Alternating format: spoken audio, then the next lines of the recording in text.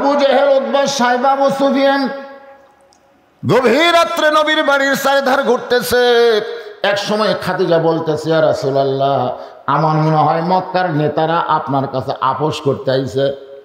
যারা দুই চোখকে আপনাকে দেখবার পারে না, এই গভীর রাত্রে আপনার বাড়ির চারিধারে ঘুরতেছে। সঙ্গে সঙ্গে নবী দরজা খুলে বের হলেন। আবু জেহেল বলতেছে, তোমাকে বের হওয়া লাগবে না, আমরাই তোমার বাড়ি দিয়ে যাচ্ছি একটা গোপন প্রস্তাব নিয়ে। আল্লাহ রাসূল বলে, চাচা কি প্রস্তাব? বলে, প্রস্তাব হলো আমরা লা ইলাহা ইল্লাল্লাহ পর্যন্ত রাজি আছি, কিন্তু মোহাম্মদ রাসূলুল্লাহর মধ্যে আমরা রাজি নেই। কারণ আল্লাহ যে একজন আছে এই ব্যাপারে আমরা সন্দেহ করি না, কিন্তু তুমি যে আল্লাহর নবী এইটা আমাদের সন্দেহ হয়। তো আমরা মিলামিশে থাকবার চাই, আমরা লা ইলাহা ইল্লাল্লাহ কব, মোহাম্মদ রাসূলুল্লাহ কব না। সঙ্গে সঙ্গে আল্লাহ তাআলা সূরা কাফিরুন নাজিল করলেন। সূরা কাফিরুন নাজিল করে বললেন, লাকুম দীনুকুম ওয়ালিয়া দীন। যারা আপনাকে মোহাম্মদ রাসূলুল্লাহ মানবে না তাদের ধর্ম তাদের কাছে, আপনার ধর্মের মধ্যে তারা ঢুকতে পারবে না। নবী মনে মনে একটু খুশি হলো, একটু খুশি, যাকে তারা লা ইলাহা ইল্লাল্লাহ পর্যন্ত আইছে। নবী যখন খুশি হয়, আল্লাহ ডাক দেওয়া, হাবিব কুল, আপনি বলেন, ইন কুনতুম তুহিব্বুনাল্লাহ ফাত্তাবিউনি। যদি মক্কার কাফেররা আল্লাহকে মহব্বত করতে চায়, আপনাকে বাদ দেওয়া হবে না। লা ইলাহা ইল্লাল্লাহ বললে আপনি যেমন খুশি হন, মুহাম্মদ রাসূলুল্লাহ বললে আমি আল্লাহ তেমন খুশি হই। জোরে বলেন সুবহানাল্লাহ। তাহলে লা ইলাহা ইল্লাল্লাহতে কে খুশি? নবী খুশি। আর মুহাম্মদ রাসূলুল্লাহতে কে খুশি? আল্লাহ খুশি। তাহলে আমরা নবী বাদ দিয়ে আল্লাহ পাবো? এদিন আমার সঙ্গে সবাই একটু বলেন, উপায় নাই রে, উপায় নাই রে, উপায় নাই, নবী বিনে আল্লাহ পাওয়ার উপায় নাই। ভাইরে, আমল কম করেন, আপনি আমল কম করেন, কিন্তু ঈমানটা ঠিক হন। আল্লাহ রাসূল বলেছেন, সারা জীবন যদি তুমি পাপ করো আর মরার সময় ঈমান নিয়ে যদি কবর আসতে পারো, আমি রাসূল ওয়াদা করতেছি তোমাকে জাহান্নামের আগুন স্পর্শ করবে না, আমি তোমাকে হাত ধরে জান্নাতে পৌঁছায় দেব। আমল কম করেন, কিন্তু ঈমানটা ঠিক থাকলে ভাই। তাহলে ঈমান ঠিক থাকার গেলে এই গানটা আমার সাথে গাওয়া লাগবে। এই গান গাওয়া পারেন না আপনারা? ছোটো বাচ্চারা, তোমরা গান গাওয়াতে পারো না? তাহলে আমার সঙ্গে সকলে বলেন, উপায় নাই রে, উপায় নাই রে, উপায় নাই, নবী বিনে আল্লাহ পাওয়ার উপায় নাই। আল্লাহ নবী বলেন, চাচা আজকে কাবার পাশে আমি ঘুমাইছিলাম, কাবার পাশে আমি ঘুমাইছিলাম, ফেরেশতা জিবরাইল আমাকে ঘুম থেকে চেতন করলো। ঘুম থেকে চেতন করার পরে জমজমের কোপের পানি দিয়ে আমাকে ওযু করালো।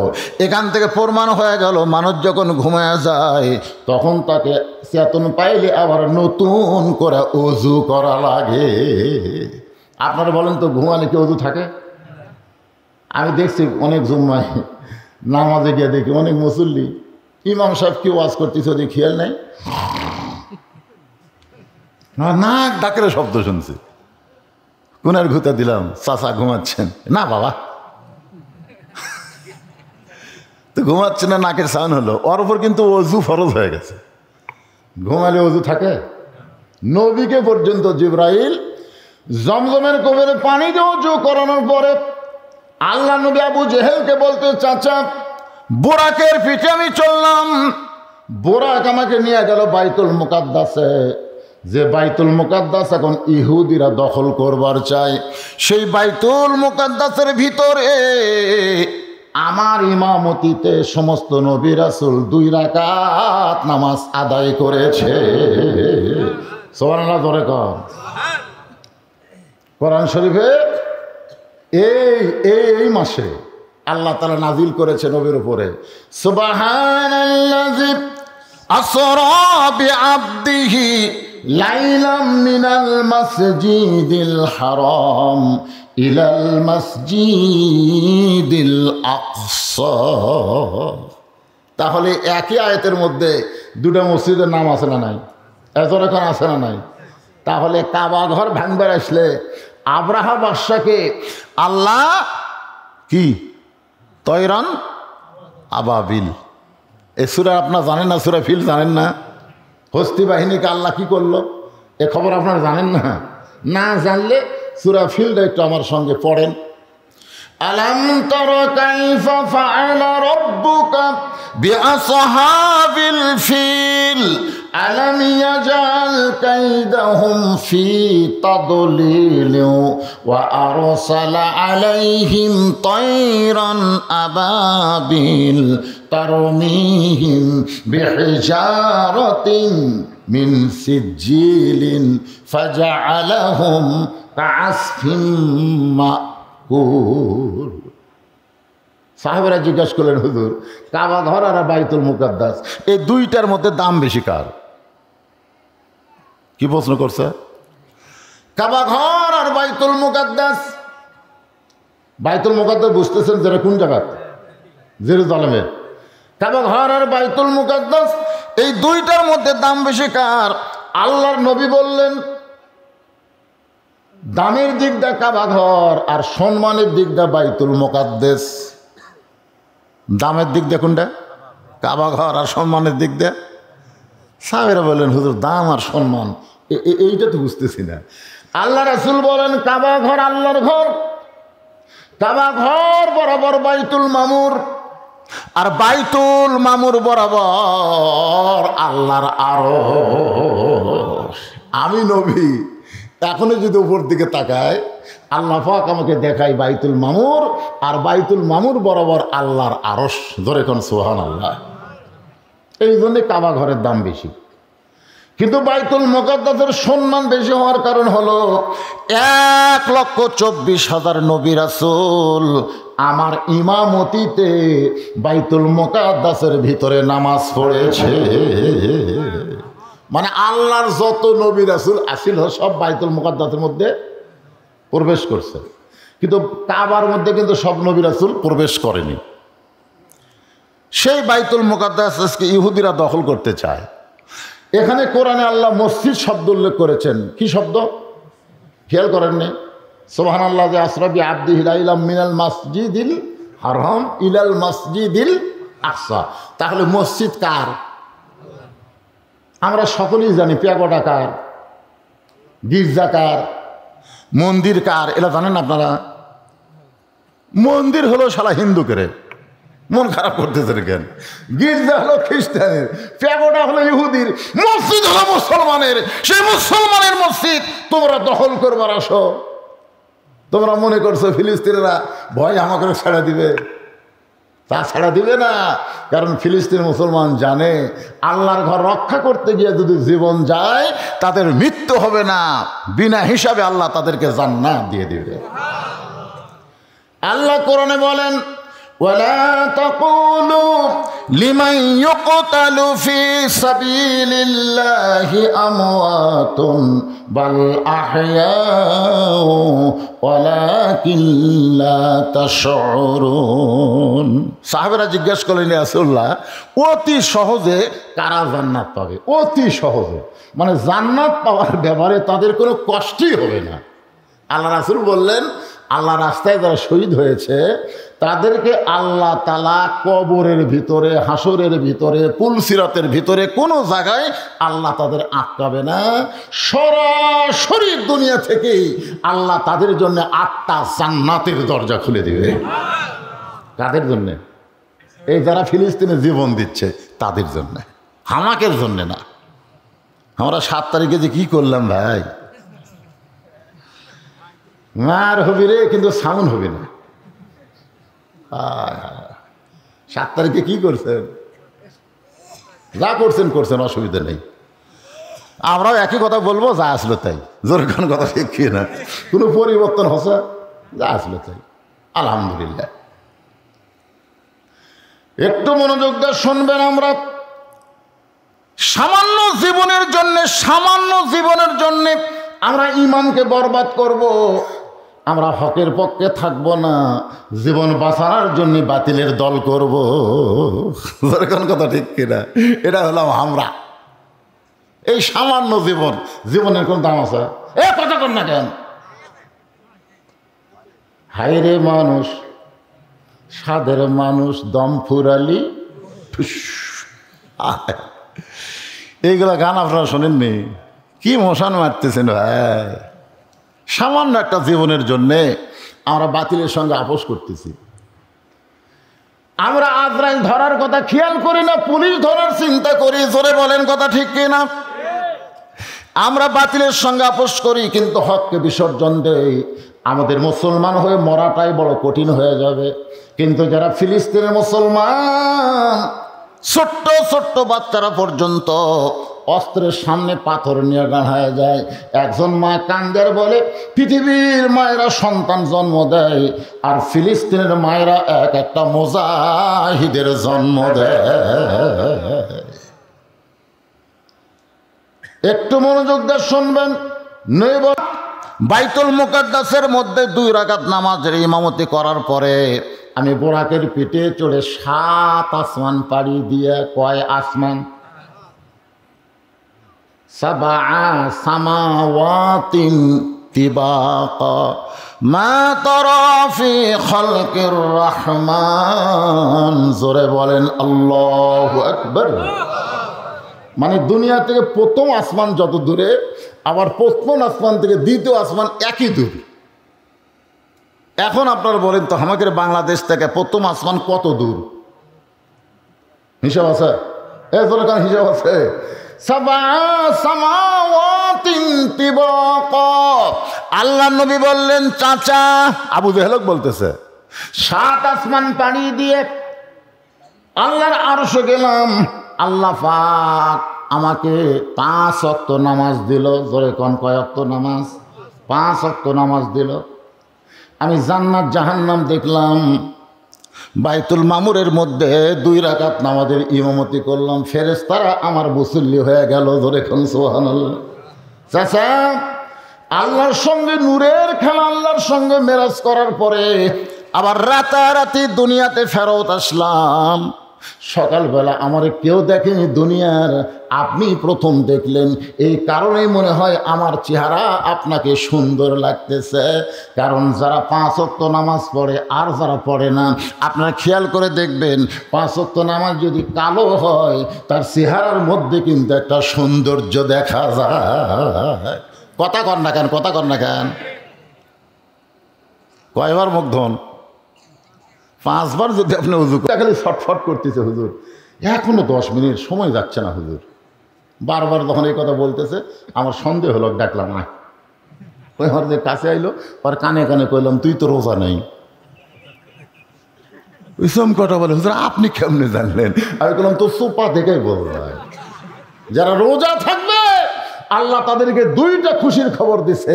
একটা হলো ইফতারের সময়, আর একটা হলো আল্লাহর দিদার। জোরে কারণ সুবহানাল্লাহ। তো না মরলে তার আল্লাহর দেখা পাচ্ছি না। তো একটা তো দুনিয়াতেই দিয়েছে ইফতারের সময়। ইফতারের সময় তুই বারবার ঘড়ি দেখিস, তুই রোজা আছিস। একটু মনোযোগ দেবেন। আল্লাহ নবী বলেন, চাচা, এই কারণেই মনে হয় আমার চেহারা দিয়ে নূর প্রকাশ পাচ্ছে। কারণ আল্লাহর সঙ্গে যে খেলা খেলে আসলাম, সে খেলার নাম হলো নূরের খেলা। ধরে কোন, কিসের খেলা? আর কাবার পাশে ফজরের ফরজ 2 রাকাত নামাজ পড়লাম। ওই নামাজের মধ্যে আল্লাহর সঙ্গে আবার দেখা হলো। রাসূল বলেছেন, আসসালাতু মিরাজুল মুমিনিন। ওগো উম্মতেরা, মন খারাপ করো না। আমি নবী আল্লাহকে বললাম, আল্লাহ, আমি যখন দুনিয়াতে গিয়া আমার উম্মতের কাছে বলবো আল্লাহর সঙ্গে আমার মেরাজ হয়েছে, তখন উম্মতেরা যদি বলে, হুজুর আপনি নবী হইয়া মেরাজ করলেন, আমরা তো কোনোদিন মেরাজ করতে পারবো না। আল্লাহ বলে, হাবিব রে, আপনি আমার কাছে এসেও আপনার উম্মতের কথা আপনি ভোলেন নাই। ওগো নবী বলে দেবেন, আপনি করেছেন একবার, আর দৈনিক আপনার উম্মতেরা মেরাজ করবে 5 বার। কয়বার? তাহলে মসজিদে এসে নামাজ পড়লে কার সাথে দেখা হয়? দেখা আল্লাহর সাথে করবার। সে এত ছটফট করেন কে? এমপির কাছে, মন্ত্রীর কাছে কেউ যদি দেখা করবার যায়, ওই যদি সময় নাই রে, সময় নেই, এমপি আমার সাথে দেখা করবে, ছটফট করিস কেন? তাহলে চিন্তা করেন আল্লাহর ঘরের মধ্যে সে আল্লাহর সঙ্গে দেখা করবার এসে ছটফট করেন জ্ঞান। সবচাইতে বড় বিরক্ত মানুষ নামাজে। এই জন্য আল্লাহ কোরআনে বলেছেন, ইয়া আইয়ুহাল্লাযীনা আমানুস্তাঈনু বিস-সাবরি ওয়াস-সালাহ। আমি আল্লাহর কাছে যদি কিছু পাবার চাও তাহলে ধৈর্য আর নামাজের ভিতরে চাও। এখানে আল্লাহ বুঝাইলেন নামাজ পড়বার গেলে ধৈর্যের দরকার আছে না নাই? দরকার আছে না নাই? সাহাবীরা বললেন, ইয়া রাসূলুল্লাহ, এমনভাবে তীর হযরত আলীর পিঠে ঢুকিছে, তীরের শলাকা ধরলি চিৎকার দিয়ে কান্দে। আল্লাহ রাসূল আফসোস করে বললেন, আমার আলীর পিছনে তীর কে মারল রে? আমার আলীর পিছনে তো আমার সাহাবীরাই থাকে। আলী থাকে সেনাপতি সবার সামনে। মুসলমানের যার নেতা হবে, সেনাপতি হবে, তাকে থাকা লাগবে সামনে। দরকার কথা ঠিক কিনা? আর আমাকে নেতারা থাকে পিছনে, কর্মিকদের সামনে। মর দূরত্বটাই মর। কথা কন না কেন? এ পর্যন্ত যতগুলো গুলি খেয়ে মরছে, পুলিশের গুলি খেয়ে, নেতা মরছে হযরত আলী সবার সামনে, পিছনে থাকে আমার সাহাবীরা। তাহলে আলীর পিছনে তীর কে মারলো? নবী যখন এই চিন্তা করতেছে, আল্লাহর জিবরাইল বলে, ইয়া রাসূলুল্লাহ, আলীর পিছনে কোনো কাফের তীর মারে নাই, আলীর পিছনে তীর মারছে মুনাফিক। ওরা মুসলমান সাইজে ইসলামের ক্ষতি করতে গিয়া, কারণ আলীরে ঘায়েল না করলে ইসলামকে ঘায়েল করা যাবে না। ওদের মাথায় টুপি ছিল, মুখে দাড়ি ছিল, পরনে জুব্বা ছিল, কিন্তু এরা মুসলমান নয়, এরা হলো মুনাফিক। এমন সময় আল্লাহ তাআলা কোরআনের আয়াত নাজিল করলেন, আমিনান নাসি মান ইয়াকুলু আমান্না বিল্লাহি ওয়া বিল ইয়াউমিল আখিরি ওয়া মা হুম বিমুমিনিন। অনেক মুসলমান আছে যারা বলে আমরা আল্লাহ বিশ্বাস করি, আখিরাতকে বিশ্বাস করি। আল্লাহ বলে যে তোরা মুমিনই না, মুসলমান কেমনে হবি? এরকম মুনাফিক আছে না নাই? পিছন দিক থেকে মারা। আল্লাহ নবী বলেন, আলীরে কষ্ট দিও না। আলী যখন নামাজের ভিতরে থাকবে, ওই তীরটা তখন টেনে বের করো। আল্লাহর নবী ইমামতিতে হযরত আলী যখন নামাজের ভিতরে, দুইজন সাহাবী পিঠের উপরে দুইটা পা দিয়া এত জোরে তীর টান মারছে, তীর শুধু বের হয় নাই, তীরের সঙ্গে গোস্ত পর্যন্ত ছিঁড়াইছে। নামাজ শেষ করার পরে রাসূলুল্লাহ আলীরে তীরের শলাকায় হাত দিলি চিৎকার দেয়া কান্দ। এখন সেই তীর বের হলো, তীরের সঙ্গে গোস্ত ছিঁড়াইলো, তুমি তখন ছিলে কোথায়? আলী বলতেছে, নবী গো, আমি তখন আল্লাহর মিরাজে ছিলাম।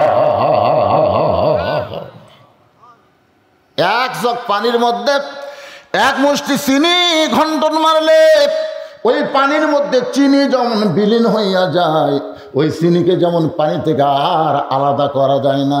আল্লাহর কোনো বান্দা যখন নামাজের মধ্যে শামিল হয়, ওই বান্দাটা আল্লাহর ভিতরে নিজ কেমনভাবে বিলীন করে দেয়, গোটা দুনিয়াও যদি তাকে দিবার চান, তার জীবনে একটা ওয়াক্ত নামাজ সেই ছাড়বে না।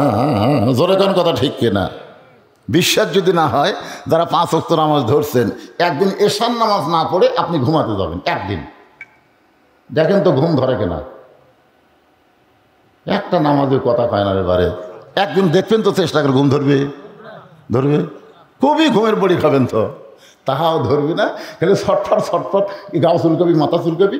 যে 4 রাকাত এশার ফরজ পড়ে ভেতরে পড়ে শুধলেন, ঘুম আল্লাহ দিয়ে দিছে। জোরে করেন সুবহানাল্লাহ। হ্যাঁ, নামাজ একটু মনোযোগ দিয়ে শুনবেন। 1 নম্বর, ইন্না সলাতি, এই নামাজ সম্পর্কে আপনাদের সামনে ওয়াজ করতেছি। আল্লাহর নবী বললেন, চাচা, এই কারণে আমার চেহারা হয়তো আপনাকে ভালো লাগতেছে। সঙ্গে সঙ্গে আবু জেহেল বলতেছে, তুই পাগল। নবী চুপ করছে। এখনই প্রশংসা করলেন, আমি খুবই সুন্দর, আর এখনই কোন পাগল। পাগল বলার কারণ হলো, আমি জীবনে 2 বার বাইতুল মুকাদ্দাসে গেছি। কয়বার? যেখানে যাইতে লাগে 30 দিন, আসতে লাগে 30 দিন। আর তুই আজকে রাত্রেবেলা ওখানে নামাজ পড়াছিস, আবার সকালবেলা আমার সাথে গল্প করতেছিস। তুই আল্লাহর আরশে গেলি কি না গেলি, 5 ওয়াক্ত পালি না 50 ওয়াক্ত পালি, সেটা আমার জানার কথা না। তুই বাইতুল মুকাদ্দাসে কেমনি গেলি রে? যাইতে লাগে 30 দিন, আসতে লাগে 30 দিন। আর তুই কইলি আজকে রাত্রেবেলা নামাজ পড়া, সকালবেলা আমার সাথে কথা বললি, এই গাঁজাখুরি গল্প করতেছিস। এই কথা বলে আবু জেহেল দৌড়। পিছন দিকে নবী বলে, চাচা দৌড়েন কেন, দৌড়েন কেন? আপনি আমাকে 100 বার পাগল বলেন, অসুবিধা নাই। আপনার মুখে পাগল শুনলে আমার কোনো কষ্ট হয় না, বলেন। কারণ যে নবীর শত্রু সে যদি পাগল কয়, কষ্ট আছে। যেরকম কালকে জায়েদ খানা কাঁড়িয়ে সিনেমার হচ্ছে সবচাইতে জঘন্যতম নায়ক, কেউ চিনে না। এই শালা ভাইরাল হওয়ার জন্য কইছে ইমামরা সব শালা, এই শালা ইমাম। এরা নাকি এরকে চরিত্রে এমন একটা কথা বলছে যে কথাটা বেকার উচ্চারণ করে পারতেছে না, সব ইমামকে শালা করছে। ভাইরাল হবে, নাম কি কেউ চিনে না। এখন আর ইয়ং জেনারেশন ওই জায়েদ খানক চেনে, এরা শাকিব খানক চেনে, শাকিব খান। তো একটু চিন্তা করে দেখেন, আবু জেহেল ভাইরাল হওয়ার জন্য, জোরে কান কি হওয়ার জন্য? আল্লাহ নবীরে পাগল কইছে। নবী বলতে যে 100 বার বলেন, 1000 বার বলেন, কিন্তু দৌড়ান কেন? আবু জেহেল বলে, দৌড়ানোর কারণ হলো তোকে আমি আমার এলাকা থেকে বের করবার চাই, কিন্তু বের করার কোনো ইস্যু নাই। আজকে একটা ইস্যু পাইলাম, এক দৌড়ে আবু বকরের দরজায় সকালবেলা সবচাইতে বড় লিডার আবু জেহেল সকালবেলা আবু বকরকে ডাক দেবো, আবু বকর। হয়তো আবু বকর চমকে গেল, এত বড় নেতা সকালবেলায় আমার দরজায়। দরজা খুলে বলে, নেতা খবর কি? বলে, তোমার নবী যে পাগল হয়েছে তুমি জানো? যেই কইছে তোমার নবী যে পাগল হয়েছে, সঙ্গে সঙ্গে আবু বকর এভাবে আমার দিকে তাকান, এইভাবে আঙ্গুল তুলে বলতেছে, আর একবার যদি বলিস। আর কয়বার? আর একবার যদি বলিস তাহলে তোর কি ধরবি? যা বলছিস বলছিস, আর একবার যদি বলিস তাহলে তোর। এইভাবে হাত দিয়ে ইশারা করে যখন দেখাইছে, আবু জেহেল 3 ধাপ পিছনে গেছে। 3 ধাপ পিছনে গিয়া বলে, নবী কইছেন সবচাইতে নরম হলো আবু বকর। সে আবু বকর এত গরম? আল্লাহ নবী কইছে আমার যত সাহাবী সবচাইতে 1 নম্বর নরমকে, আর 1 নম্বর গরমকে ওমর। সম্পদশালী 1 নম্বর ওসমান, আর জ্ঞানী 1 নম্বর আলী। সুবহানাল্লাহ। সে আবু বকর কি কইছে? এইরকম হাত কাছে দিবি, ইনকে ধরবি। আবু জেহেল বলতেছে, আবু বকর তুমি এত নরম মানুষ, তুমি এত গরম হইলা কেন?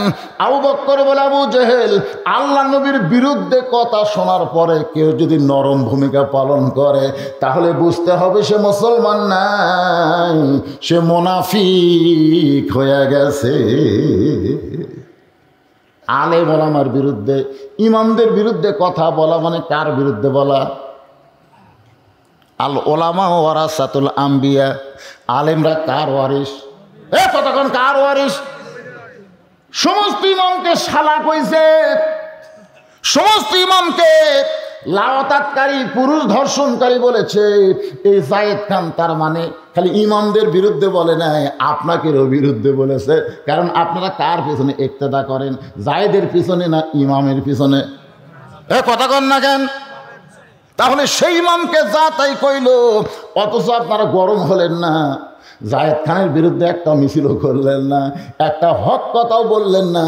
তার মানে বোঝা গেল আপনি মুসলমান নাম নিয়ে আছেন, কিন্তু ভিতরে ভিতরে মুনাফিক হয়ে বসে আছে।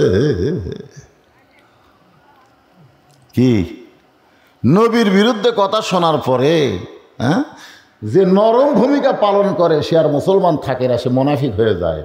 আল্লাহ নবীর বিরুদ্ধে কেউ কথা বললে আমরা কোনো দল দেখব না, সব মুসলমান এক দল হয়ে তার বিরুদ্ধে জিহাদ ঘোষণা করবো। ধরে কোন কথা কন না কেন? একটু মনোযোগ দিয়ে কথাগুলো শুনবেন। আবু জেহেল বলতে, আবু বকর তুমি কি জানো তোমার নবীরে পাগল বলার পিছনে কারণ হলো তোমার নবী কইল আজকে রাত্রিবেলা নাকি বাইতুল মুকাদ্দাসের মধ্যে গেছে। বাইতুল মুকাদ্দাস থেকে 7 আসমান পাড়ি দিয়ে আল্লাহর আরশে গেছে। আল্লাহ নাকি তোমার নবীকে 5 ওয়াক্ত নামাজ দিছে। তুই বল আবু বকর, যে বাইতুল মুকাদ্দাসে যাইতে লাগে 30 দিন, আসতে লাগে 30 দিন, আর তোমার নবী নাকি আজকে রাত্রেবেলা সে বাইতুল মুকাদ্দাসে 2 রাকাত নামাজ পড়াইছে। এখন বলো এই গাঁজা করে কথাকে বিশ্বাস করা যায়? আবু বকর মুসকে হাসিতে বলে, আবু জাহেল, এই কথা যদি আমার নবী বলে থাকে তাহলে এক বিন্দু মিথ্যা বলেনি। দলিল খুঁজিছে, আবু বকর দলিল খুঁজিছে। রে কিভাবে রে বাইতুল মুকাদ্দাসে গেল রে? চিন্তা করছে? একটু চিন্তা করছে? দেখেন মহব্বত কাক কয়। এই কথা যদি আমার নবী বলে থাকে, এক বিন্দু মিথ্যা কথা বলে নাই। সঙ্গে সঙ্গে আবু জেহেল সুন করে বলতেছে, আমার সকালটাই মাটি, আমি কার কাছে খবর দিলাম, কাম হলো না। তোর ভাগ্য ভালো যে আবু বকরের কাছে না যায়, যদি ওমরের কাছে যাইতি তাহলে তোর অবস্থা কি হতো? এই চিন্তা করে দেখেন আবু জেহেলের আসলে কি ভালো, ভাগ্য ভালো। খালি এই খবরটা খালি উমরক দিলে উমর কি করতো, আগে যায় তরবারি নিয়ে সব 2 টুকরা করে তারপরে নবীর কাছে যাইতো। তোর এখন কথা ঠিক কি না? হযরত আবু বকর এক দৌড়ে নবীর কাছে। নবী তখন কাবা ঘর হেলান দিয়ে কাঁদতেছে। নবীর কপালে চুম্বন দিয়ে বললেন, ইয়া রাসূলুল্লাহ, আজকের দিনটা হলো আপনার জীবনের সবচাইতে শ্রেষ্ঠ দিন। সুবহানাল্লাহ কেন হুজুর, এই বছর আপনার কষ্টের বছর। আমি আবু বকর মনে করেছিলাম আমার নবীকে আল্লাহ এত কষ্ট কেন দিচ্ছে। এই বছরে আপনার চাচা আবু তালেব মারা গেছে, এই বছর আপনার দরদের বিবি খাদিজা মারা গেছে, এই বছর আপনি তাইফের ময়দানে গেলেন, তাইফবাসী আপনাকে এত পাথর মারল। আমি আবু বকর মনে করেছিলাম শুধু কষ্ট আর কষ্ট, কষ্ট আর কষ্ট, আমার নবীর জীবনে কি এত কষ্ট আল্লাহ দিবে? কিন্তু হুজুর আবু জেহেলের মুখে যা শুনলাম, আজকে রাত্রেবেলা বাইতুল মুকাদ্দাসের ভিতর দিয়ে আল্লাহর 7 আসমান পাড়ি দিয়ে আল্লাহর আরশে গেলেন, আল্লাহ পাক আপনাকে 5 ওয়াক্ত নামাজ দিল। নবী বলে, আবু বকর, এই কথাকে তোমার বিশ্বাস হয়? আবু বকর বলে, সাদ্দাকতা ইয়া রাসূলুল্লাহ, এক বিন্দু মিথ্যা নয়। সঙ্গে সঙ্গে নবী আমার মুচকি হাসি দিয়ে আবু বকর কপালে চুম্বন দিয়ে বলেন, আবু বকর রে, আবু জেহেল আমারে পাগল বলার পর থেকে আমার মনের মধ্যে বড় কষ্ট হচ্ছিল, কিন্তু আমি সাদ্দাকতা বলার সঙ্গে সঙ্গে সব কষ্ট আল্লাহ দূর করে দিল। আসো আবু বকর, আমি নবী তোমাকে বুকের মধ্যে নিবার চাই। আবু বকরকে নবী বুকের মধ্যে নিয়ে বলেন, আবু বকর রে, আমার সমস্ত কষ্ট দুঃখ দূর করে দিলে। আল্লাহ বলে, হাবিব, শুধু আবু বকরকে বুকের মধ্যে নিলে হবে না, আমি আল্লাহ তারে সিদ্দিক ডিগ্রি দিয়া দিলাম। চারিদিক থেকে আস্তে আস্তে সাহাবের এসে বললো, হুজুর আপনি নাকি আল্লাহর আরশে গেছিলেন, আল্লাহ আপনাকে 5 ওয়াক্ত নামাজ দিচ্ছে। 24 ঘন্টার মধ্যে 5টা সময় আল্লাহর অত্যন্ত পছন্দ। 24 ঘন্টার মধ্যে কয় সময়? কথা কয় না, 5টা সময়। এই 5টা সময়ই 5টা নামাজ। এই জন্যই বলা হয় 5 ওয়াক্ত। ওয়াক্ত মানে কি আপনারা বলেন তো? ফজরের এই ফরজ নামাজটা সূর্য উদয় হওয়ার 1.5 ঘন্টা পরে দিলে ভালো হতো না? না না, যে সময় দিচ্ছে শীতের দিন কি কষ্টের বারে। আচ্ছা, সূর্য উদয় হওয়ার 1.5 ঘন্টা পরে এই ফজর দিলে কি অসুবিধা ছিল? না, এই যে 24 ঘন্টার মধ্যে 5টা সময় আল্লাহর এত পছন্দ। সূর্য উদয় হওয়ার আগে 2 রাকাত ফরজ ফজরের নামাজ, সূর্য যখন পশ্চিম থেকে হেলে গেছে এমন সময় 4 রাকাত ফরজ, তার নাম হলো জোহরের নামাজ। সূর্যের পাওয়ার যখন কমে গেছে, মিশে মায়ায় বন্দি থাইকা করলাম কত খেলা, পশ্চিমে তাকিয়া দেখো তোমার ডুইবা গেছে বেলা। আপনারা বলেন তো, আসরের সময় সূর্যের পাওয়ার আছে? কথা কর না কেন? সূর্য আছে কিন্তু পাওয়ার। আমার বয়স, এনার বয়স হলো আসর। আসর বোঝেন না? খালি ডোবার দিকে যাচ্ছে ভাই রে, খালি ডোবার দিকে যাচ্ছে রে।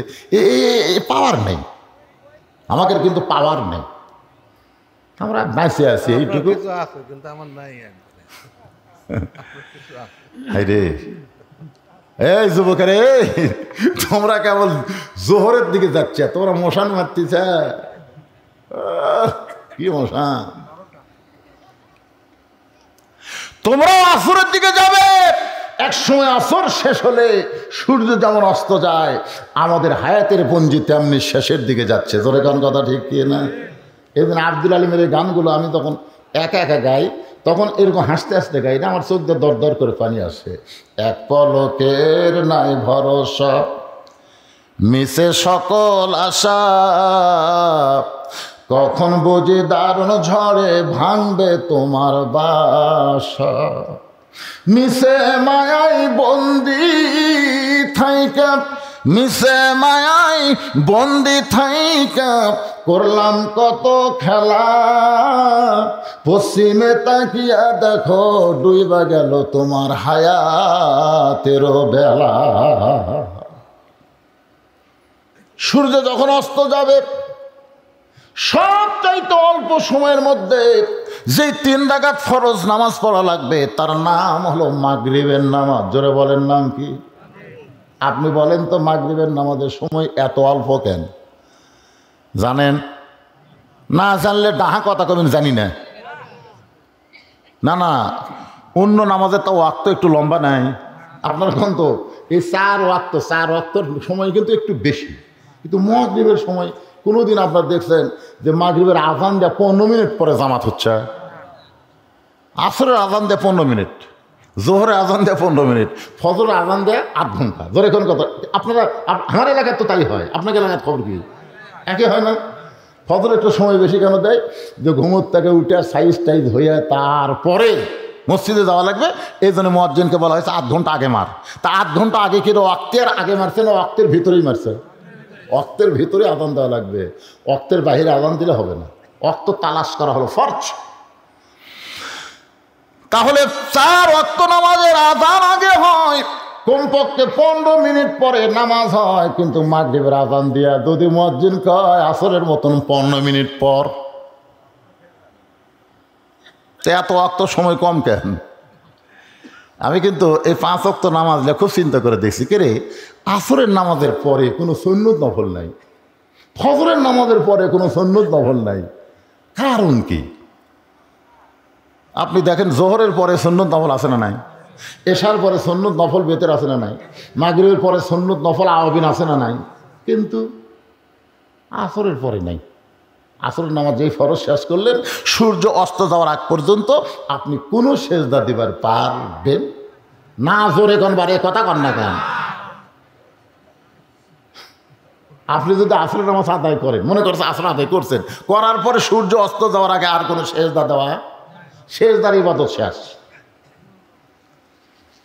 আবার ফজরের নামাজ আদায় করার পরে যদি ফজরের ফরজ নামাজ আদায় করেন, সূর্য উদয় না হওয়া পর্যন্ত আপনি আর কোনো সেজদা দিবার পারবেন কেন না? কেন চিন্তা করছেন?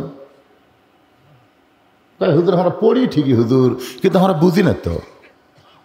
আল্লাহ মাফ তাহলে আবু আবার রহমাতি 20 বছর হলে লোকটা বলতেছে ঢোকার সময়, আর বার হওয়ার সময় আল্লাহুম্মা ইন্নী আসআলুকা মিন ফাদলিক। তবে একদিন কলাম কে ভাই, এই যে দোয়া কয়ে ডান পায়ে ঢুকতেছেন, এই দোয়া কয়ে বাম পায়ে বের হচ্ছেন, এ দোয়া দুটার বাংলা অর্থ কি?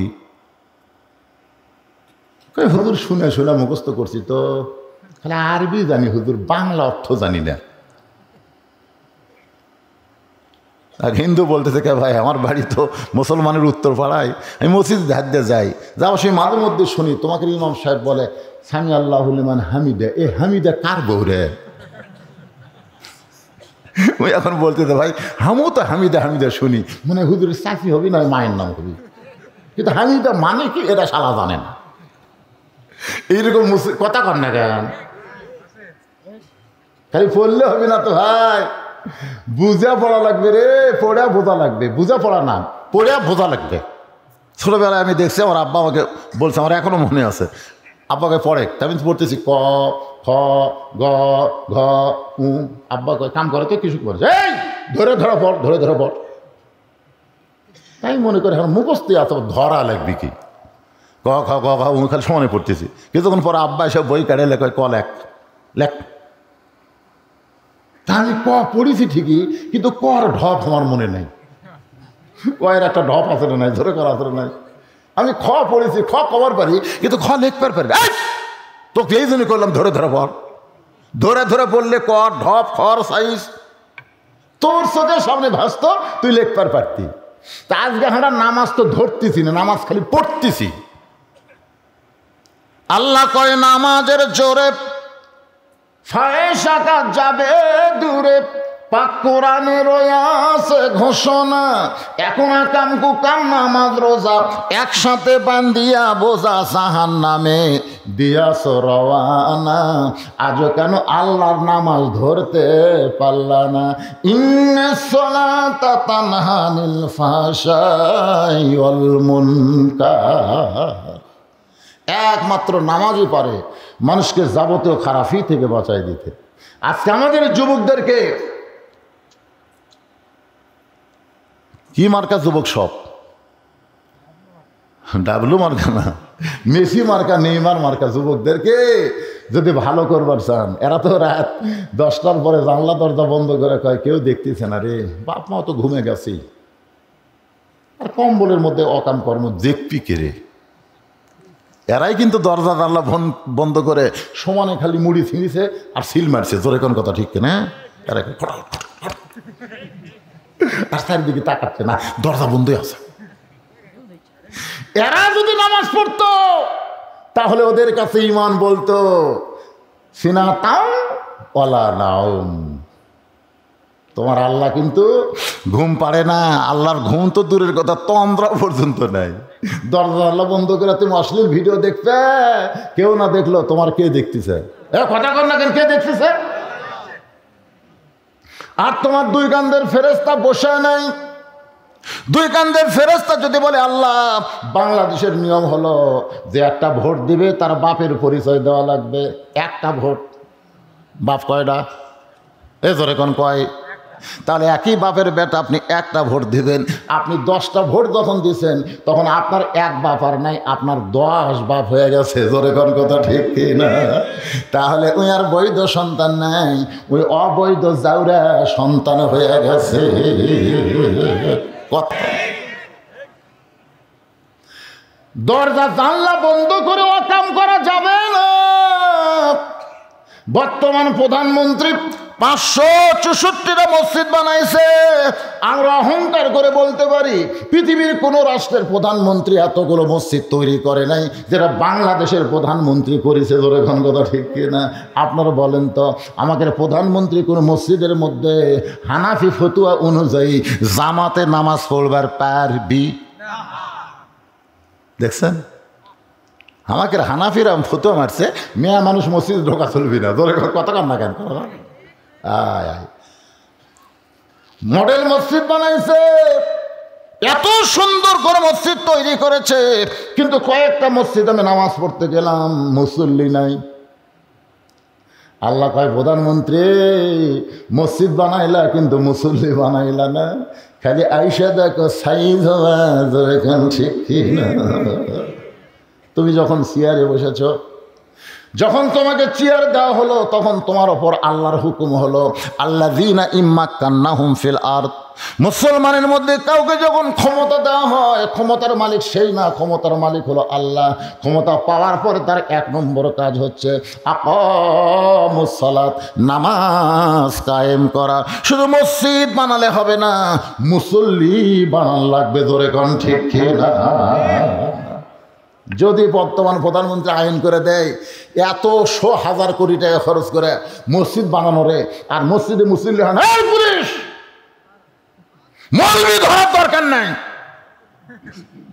জঙ্গি ধরার দরকার নাই, সবচাইতে বড় জঙ্গি, সবচাইতে বড় জিএমবি, সবচাইতে বড় বদমাইশ, সবচাইতে বড় শয়তান হলো মসজিদে আজান দেওয়ার পরে মুসলমান দাবি করা যারা মসজিদের বাইরে ঘোরে, এরা হলো সবচাইতে বড় জিএমবি। সবচেয়ে বড় সন্ত্রাসী। কথা কন না কেন? আজান দেওয়ার পরে যারা বেড়া ঘুরবি ওরকম ওই মডেল মসজিদের কাছে একটা বড় ঘর বানানো লাগবি।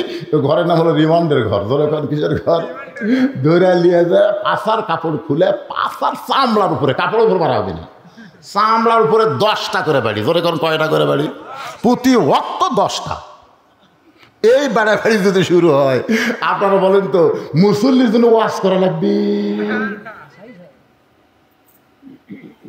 1 নম্বর কিন্তু নামাজের ওয়াজ আমি করতেছি এ পর্যন্ত। 1 নম্বর কি? নামাজ সম্পর্কে আলোচনা করতেছি। 2 নম্বর হলো অনুসুখী। 2 নম্বর মানে কুরবানি। দুরকম 2 নম্বর কি? এই কুরবানি কার জন্যে? আল্লাহর জন্যে। হয়তো অনেকে মনে করবেন হুজুর এই কুরবানি মানে হলো গরু কুরবানি, এই কুরবানি মানে ছাগল কুরবানি, এই কুরবানি মানে উট দুম্বা কুরবানি।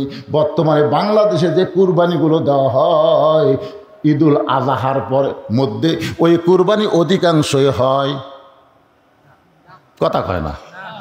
আমি তো হিসাব করে দেখছি অধিকাংশই হয় না।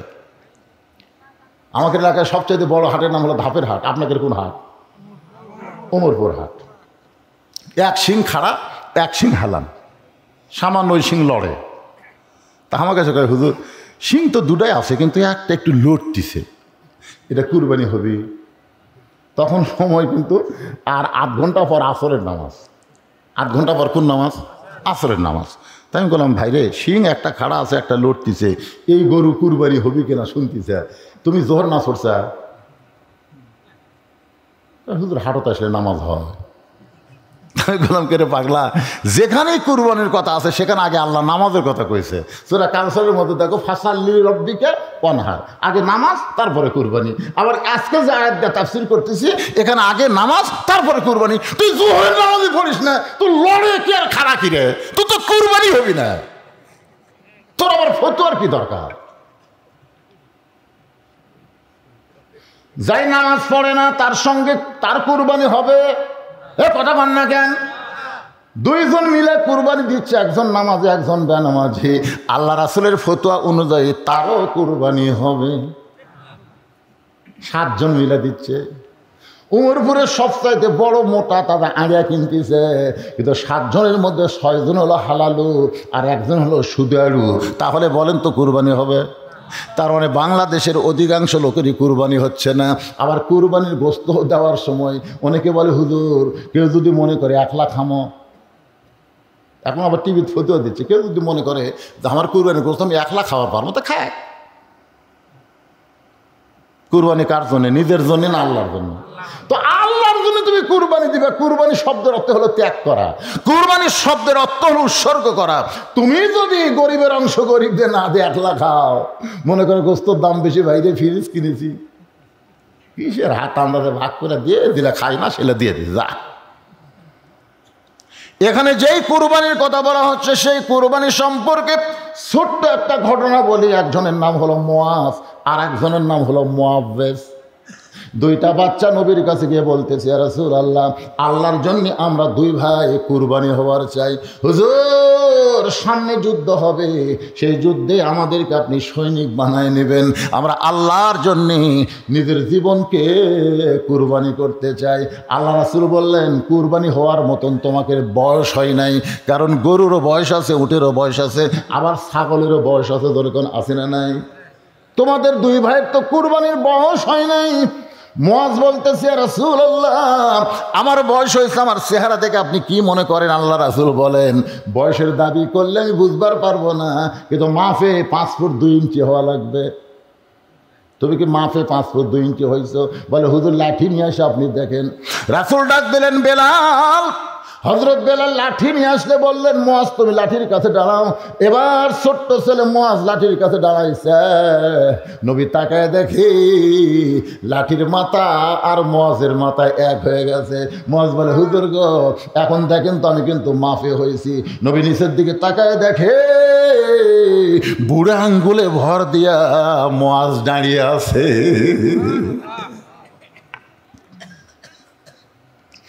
রাসূল বললেন মুআজ রে, তুমি মাফে হইতে পারবে না, কারণ পায়ের গোড়ালি তোমার মাটির সঙ্গে নাই, বুড়া আঙ্গুলে ভর দিয়ে তুমি লম্বা হয়েছ। মুয়াজ বলতেছে ওরা ফানা লাকা জিকরাক, ওগো নবী, আল্লাহ আপনাকে সবার উপরে রেখেছে, আপনি উপর দিকে দেখবেন, নিচের দিকে আপনি তাকাবেন না। নবী আমার মুয়াজকে বুকের সঙ্গে চাইবা ধরলে, মুয়াজ রে, দুনিয়ার মহব্বত তোদের কলিজার মধ্যে নাই, আল্লাহর জন্য নিজের জীবনকে কুরবানি করতে চাস, আমি নবী দোয়া করে দিলাম, আল্লাহ তোর নিয়তকে কবুল করে নে। কিন্তু মুআব্বেস আর ছোট, মুআব্বেস বলতেছে হুজুর আমিও কুরবানি হওয়ার চাই। মুয়াজ বলতেছে আমার চাইতে 3 বছরের ছোট, ওরে নিষেধ করলাম তুই আসিস না, কিন্তু আমার সঙ্গে দৌড়াদৌড়ি করে আইছে। মুআব্বেস বলি ইয়া রাসূলুল্লাহ, মুয়াজ আমার বড় হতে পারে কিন্তু শক্তি আমার মতন নাই, বিশ্বাস না হলে আপনি কুস্তি লাগা দেন, দেখেন কার শক্তি বেশি। আমি ছোট হলে বেশি, আমার গাঁর শক্তি আছে। আল্লাহ রাসূল কৌতূহলে 2 ভাইরে কুস্তি লাগাই দিছে। মুয়াজ বলতেছে কেরে মুআব্বেস, তুই তো কোনোদিন আমার সঙ্গে পারবি না, আজকে নবীরে সাক্ষী রাইকা তুই আমার সঙ্গে কুস্তি লাগলি। মুআব্বেস বলতেছে ভাইজান তুমি কিন্তু মাফে হয়ে গেছো, তোমাকে আর নবী বাদ দেবার পারবে না, এখন তুমি একটু দুর্বল হয়ে আমাকে তোমার বুকের উপর উঠায় দাও। মুয়াজ কান্দের বলে মুআব্বেস রে, নবীর সামনেই ধোঁকা করে কেমনে দিব, আমি নিজে দুর্বল হয়ে তোকে বুকের উপরে কেমনে তুলবো। মুআব্বেস কান্দের বলে ভাইজান আল্লাহ নবীকে সামনে দিক থেকেও আঘাত করলে তুমি সামনে দাঁড়াবার পারবা, আঘাত তোমার বুকে লাগবে, কিন্তু পিছন দিক থেকে যদি তীর মারে তখন বলো নবীর পিছনে কে দাঁড়াবে। নবীর ডান দিক থেকে যদি বর্ষা মারে তুমি ডান দিকে দাঁড়াবে, বাম দিক থেকে যদি তরবারে মারে বলো তো বাম দিকে দাঁড়াবে। তুমি নবীর সামনে, আমি নবী থাকবো নবীর পিছনে, তুমি ডানে আমি বামে, আমরা 2 ভাই আল্লাহ নবীকে এত ভালোবাসি, আল্লাহ নবীর জন্য আমরা কুরবানি হবার চাই। তুমি একটু দুর্বল হয়ে যাও। এবার মুয়াজ দুর্বল হয়ে মুআব্বেসকে যখন বুকের উপর উঠাইয়া দেয়, সঙ্গে সঙ্গে নবী বললেন মা হাদান ইয়াদখুলুল জান্নাতা ইহুব্বা ইয়ারজি ইলা দুনিয়া ওয়া লাহুম আলাল আরদি মিন শাইইন ইল্লা শাহীদুন ইয়াতামান্না ইয়ারজি ইলা দুনিয়া ফায়াক্তাল আশারা মাররাতান লিমা ইয়ারা মিনাল কারামাতি। রাওয়াহুল বুখারী কিতাবুল মাগাজি। আল্লাহু আকবার। উম্মে ফাজল হুসাইনকে কালো কাপড় নিচে ঢাইকা নবীর দরবারে নিয়ে এসে বলে ইয়া রাসূলুল্লাহ আপনি খুশি হন, আল্লাহ আপনাকে আবার একটা নাতি দিয়েছে। কিছুদিন আগে একজন নাতি হয়েছে, তার নাম হলো হাসান। ধরে কোন তার নাম কি? আবার একটা নাতি। নবী ছোট বাচ্চার মতন কান্না শুরু করে দিলেন।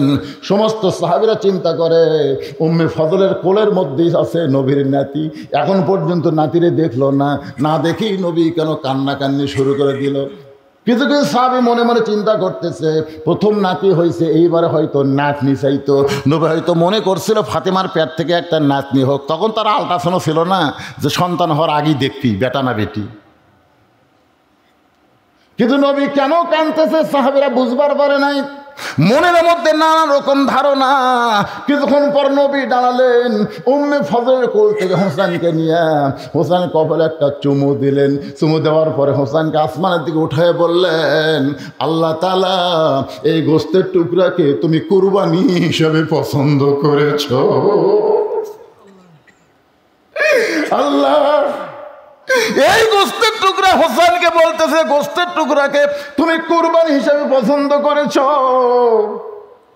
সাহাবীরা বলে ইয়া রাসূলুল্লাহ এইটা কি বললেন? আল্লাহ নবী বললেন সাহাবীরা রে তোমরা সেদিন থাকবা না, আমি নবীও সেদিন থাকবো না। আমার এই হোসাইন বাতিলের বিরুদ্ধে লড়াই করতে গিয়ে নিজের জীবনকে আল্লাহর জন্য কুরবানি করে দিবে। এখানে কুরবানি মানে গরু খাসি কুরবানি নয়, এখানে কুরবানি অর্থ হলো বাতিলের বিরুদ্ধে হকের পক্ষে আমাদের জীবনকে আল্লাহর রাহে কুরবানি করা লাগবে। দেরি নাই, বাইতুল মুকাদ্দাস ওরা দখল করতে চাচ্ছে। আসলে বাইতুল মুকাদ্দাস কোনোদিন দখল করতে পারবে না, কিন্তু মুসলমানের রক্ত যাবে। কারণ একটা সন্তানের মা হবার গেলে সেই মাকে অনেক রক্ত ত্যাগ করা লাগে। জোরে কোন কথা ঠিক কিনা? আপনি বলেন তো, সন্তানের বেহেশত কার পায়ের তলে? কথা কয় না রে, না শাউরের? তা আপনাকে তো চাল চরিত্র দেখে বোঝা যায় অনেকে বইয়ের ভয়ে, আল্লাহর ভয় না, বইয়ের ভয়ে। শাশুড়ি আর বউ বসে আছে, ওটি যায় পাঁটা বলতেছে, আম্মা কি সুন্দর ডাক, দেখছেন কি ভদ্র। আম্মা আমি উমরপুর হাটে যাচ্ছি, রনবাগে হাটে যাচ্ছি, আপনি ডাব খাবেন না গ্লুকোজ খাবেন? বউ এখন বলতেছে, আমার মাও দুটাই খায়, তুমি কি মনে করো দুটা পারে না? তখন স্বামী বলতেছে, আম্মার জন্য দুটাই আনবো, ডাবও আনবি গ্লুকোজ আনবি। এই কথা বলে ব্যাগলে বের হতে দেখে মা খাড়া হয়ে আছে দরজা। এখন মাকে দেখে মাথা নিচু করে যাচ্ছে। মা বলে, কেরে? আমি দরজাত খাড়া আছি, তুই আমার দিকে শরম পালি নাকি? মাথা নিচু করিস। রাসূল বলেছে, মায়ের মুখের দিকে মহব্বতের তাকালে আল্লাহ তার আমল নামে একটা কবুল হজের সওয়াব দেয়। জোরে কোন সুবহানাল্লাহ। তুই এক সপ্তাহ আগে 10 টাকার পান কিনা দিছিস, আমার পান ফুরে গেছে, রনবাগা বাজারে গিয়ে আমার জন্য 10 টাকার পান আনিস। ছেলে বলতেছে, এই জন্যই তো তাকাই না, তুমি খালি খাই খাই করো, এত খাওয়া লাগে তোমার। শাশুড়ির জন্য ডাব গ্লুকোজ আনবে আর মায়ের জন্য পান আনতে পারবে না। এরা আসলে বুঝতেই পারে না মা কি রত্ন। কি বলবো প্রসবের কথা, মা বিনে সেই ব্যথা কেউ তো বুঝিবে না। মাজন ঠেকিয়া সন্তানের দায়, অকালে মা মারা যায়, কেন সে মায়ের ভক্তি করো না। এমন দরদি ভবে কেউ হবে না আমার মা গো। আমি এর আগে যতবার ছিলাম পুরাইছি, আমি মায়ের কথা বলছি, কিন্তু তখন বুঝতে পারি নাই 23 সালের ডিসেম্বরের 25 তারিখে আমার মা যখন দুনিয়া থেকে বিদায় নিল রে, এরপরে যতবার আমি মা শব্দ উচ্চারণ করি আমি বুঝতে পারি আমার কেউ আর দুনিয়াতে না। 18 সালে আমার বাবা মারা গেছে, আর 23 সালে আমার মা মারা গেল। দুনিয়াতে কেউ নাই। আমার একটা নাতি আছে, আমার মা বসে আছে, নাতি আমার মায়ের সামনে আমাকে বুড়া কইছে। যে বুড়া কইছে আমি তাকাই দেখি মার 2 চোখ দিয়ে দর দর করে পানি পড়তেছে। আমি দৌড়ে গিয়ে বললাম, মা তুমি কান্দো কেন? মা বলে, আমার সামনে আমার ছেলেকে বুড়া বলবে। আমি, মা তুমি তো আছি, আর আমার সামনে আমার ছেলেকে বুড়া বলবে? আমি আমার নাতিকে বললাম, ভাই আমার মায়ের সামনে আমার বুড়া বললাম, আমার মার কলেজায় বড় কষ্ট লাগে। কারণ মা জান আমি তার সন্তান, এই দরদের মারে দেখতে পারো না। এই মারে কষ্ট দাও, বাবারে কষ্ট দাও, তোমার একটা ইবাদত আল্লাহর দরবারে কবুল হবে না। যদি জান্নাতে যাওয়ার চাও মায়ের পায়ের তলে জান্নাত খুঁজতে হবে। সেই মা সন্তান নিবার গেলে কত কষ্ট। আগে রক্তের বন্যা বই, সন্তানকে যখন টেনে টেনে বের করতেছে মায়ের রক্ত দিয়া ঘরের মাজা ভিজা যায়। মা মরে যাবে, গলার দড়ি দিবে, বিষ খাবে। এই প্রসব বেদনা সহ্য করতে পারে না। দাদি নানি ঠান্ডা পানির মধ্যে কাপড় ভেজায় কপালে দিয়া বলে, কান্দিস না রে, কান্দিস না, মা হবি। মা হবার গেলে এমন কষ্ট তোকে সহ্য করা লাগবে, একটু ধৈর্য ধর। মা দাঁতের উপর দাঁত দিয়ে ধৈর্য ধরেছে। অনেক রক্তের পরে সন্তান দুনিয়াতে আইছে। ওই সন্তান গোসল করে যখন মায়ের বুকের উপরে দেয়, মা জিহ্বা বের করে সন্তানকে মুখের কাছে নিয়ে চুমা খায়। দাদি নানি তিরস্কার করে বলে, এর জন্য গলার দড়ি দিবার চাইলি, বিষ খাবার চাইলি, তারে আবার চুমা খাস কেন? মা বলে, রক্তের বিনিময়ে এমন কলিজার টুকরা আমি বুকের ওপর পাবো এটা কখনোই কল্পনা করিনি। আজকে যদি ফিলিস্তিনের মুসলমান রক্ত না দেয়, পৃথিবীর মুসলমান যদি রক্ত না দেয়, তাহলে বাইতুল মুকাদ্দাস মুসলমানের বিজয় হবে না। অবশ্যই মুসলমান জীবন দিবে, বাইতুল মুকাদ্দাস ইহুদি কোনোদিন দখল নিবার পারবে না। ওই বাইতুল মুকাদ্দাসের ভিতর দিয়ে ইমাম মেহেদী আলাইহিস সালামকে আল্লাহ পাঠাবে, ওখান থেকে ঈসা আলাইহিস সালাম আসবে দুনিয়ায়। আমাদেরকে জীবন দেওয়ার মতন, হকের পক্ষে কুরবানি দেওয়ার মতন ইমান তৈরি করা লাগবে ভাই। আর সময় নাই। বাংলাদেশের পরিবেশ পরিস্থিতি দেখেই বোঝা যায় মানুষ কিন্তু আজরাইল ধরার চিন্তা করে না, পুলিশ ধরার চিন্তা করে। যখন মুসলমানের কলিজা থেকে আজরাইল ধরার চিন্তা যাবে, চলে যাবে, পুলিশ ধরার চিন্তা হবে, তখন বুঝবেন সে মুসলমান নাম নিয়ে আছে, কিন্তু আল্লাহর জন্য নিজের জীবন কুরবানি দিবার পারবে না। এই জীবনের মালিক কে? মৃত্যুর মালিক কে? এখানে 4টা বিষয় আর 5টা দলের জন্য আল্লাহর জান্নাত আশা করে আছে। তার মধ্যে 1 নম্বর দল হলো তালিয়াল কোরআন, যারা কোরআনের দল করবে। শুধু কোরআনের ওয়াজ শুনলে হবে না, এই কোরআনের দল করা লাগবে। কারা কারা কোরআনের দল করবেন? 2 হাত তোলা, আল্লাহকে একটু দেখান তো দেখি। লিল্লাহু আকবার। এই হাতকে করতেছেন, টান করে তোলেন তো। আল্লাহ কবুল করুক, জোরে করে আমিন। এটাকে আমার কথা বলতেছি, রাসূলের হাদিস। 5টা দলের জন্য আল্লাহর জান্নাত আশা করে আছে। 2 নম্বর হলো হাফিজুল লিসান, যারা নিজের জবানকে সংযত রাখবে, অনর্থক অহেতুক কথা বলবে না, কারো গীবত শিকায়ত করবে না, নিজের জবানকে সবসময় আল্লাহর জিকিরে ফিকিরে রাখবে। এই দলের জন্য আল্লাহর জান্নাত আশা করে আছে। 3 নম্বর হলো মুতাইমুল জাইয়ান, যারা ক্ষুধার থেকে অন্ন দান করে। যারা ক্ষুধার থেকে অন্ন দান করে, নিজে একলা খায় না, আশেপাশে গরিব গুরবা তাকায় দেখে, তারপরে খায়। এদের জন্য আল্লাহর জান্নাত আশা করে আছে।